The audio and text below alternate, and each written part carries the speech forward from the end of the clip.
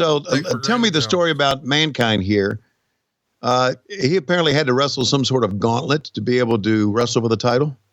Yeah. So the corporation and Mr. McMahon are here to try to hold down Mankind with the idea that he's looking for revenge because his great close personal friend has turned his back on him. Let's set the stage for you. The screw job happened at Survivor Series 1997.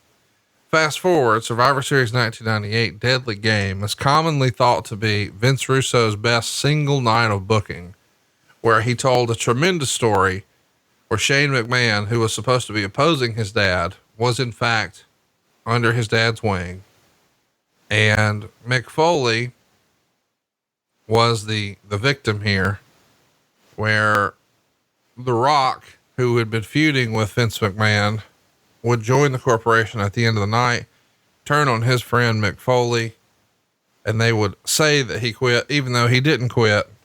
So now The Rock is a monster heel, and just like sort of piggybacking the Montreal thing, the whole sharpshooter was involved.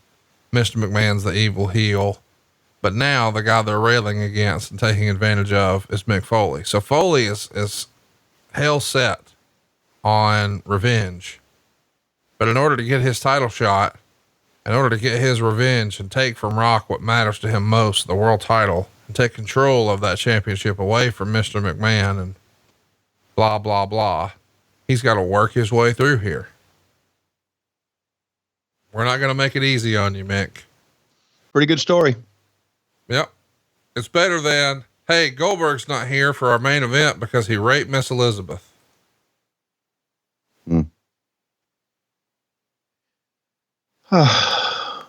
Boy, it's depressing.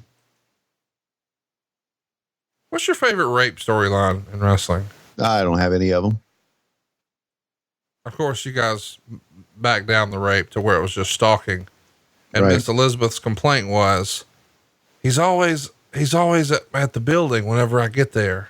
He's stalking me. He's at every building I go to, and he's, or every arena, and he's on every plane I'm on.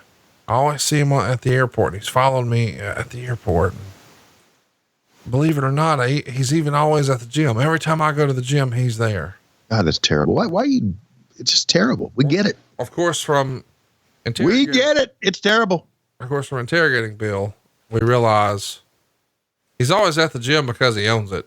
And you remember there. He's always at the arena because he works for WCW. He's always at the airport because he works for WCW. DC? Do you get it? Pedigree. Boom.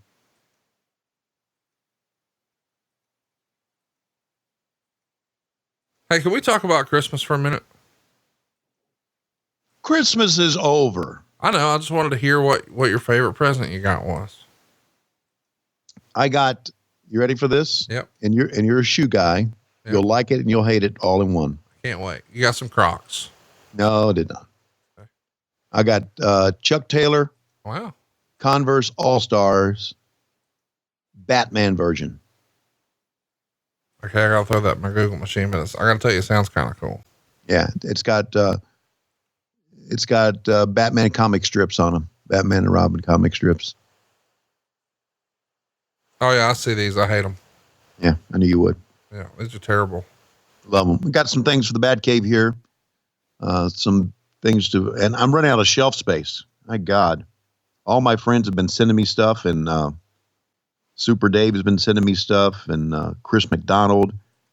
And of course, I got stuff, during the birthday party. I just don't have shelf room for them, so I got to build more shelves here. Well, just, start throwing the shit away. No, man, some of it's not very good. It's like dumbass Batman stuff. You don't need, how much Batman shit does one guy need? It's part of my fucking charm. Oh. This is the Bat Cave. Get it? Cave. Bat Cave. I don't know about that.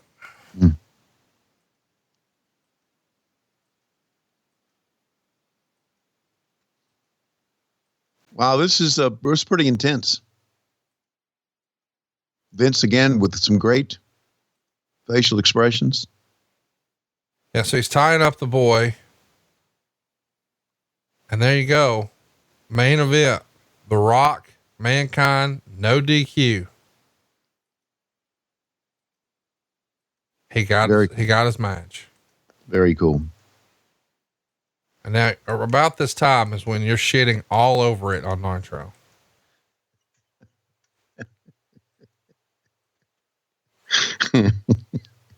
Bringing it back to that, aren't you? Well, I mean, that's the reason we're watching this. Yeah, I know.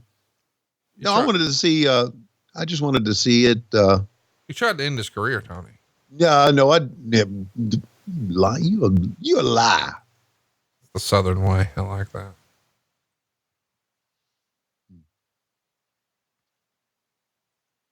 So let's see. So, and now The Rock's kind of pissed off. He's made the match. Of course. Wouldn't you be? Yeah. Good shit. I mean, if you were going to wrestle Mankind at any sort of gimmick match, literally the last one you would want to be considered, no DQ. Right. Fuck that. Good. This is a good story, man. Great. It comes down to great stories, doesn't it? I think so. Yeah. And okay, now one could say that, okay, hear me out here, that Goldberg stalking Miss Elizabeth would be a pretty interesting story. But when you don't give him anything as a result of that, then it's a shit story. I got to tell you, I totally agree. I don't think it's a terrible story. I think it was just terrible in execution. Exactly. They had a great story here. They executed it right. Mick Foley wins the championship.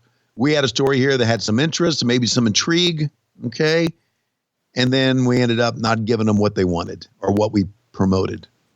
And that was wrong. So there you see we're at the crossroads of the two companies. And there you see why. Because we didn't know what the fuck we were doing. And Nitro, New World Order, and the Crow. Thunder, Russo, Arquette, Champ, Vinnie Mac, simulcast. Tony's back with Conrad, not your classy podcast. Watch along, try not to laugh. Lowest rules, cat back. This wasn't the initial plan. Tom Zigg's a good-looking man. Klondike Bill, make a chant. Tommy, come on.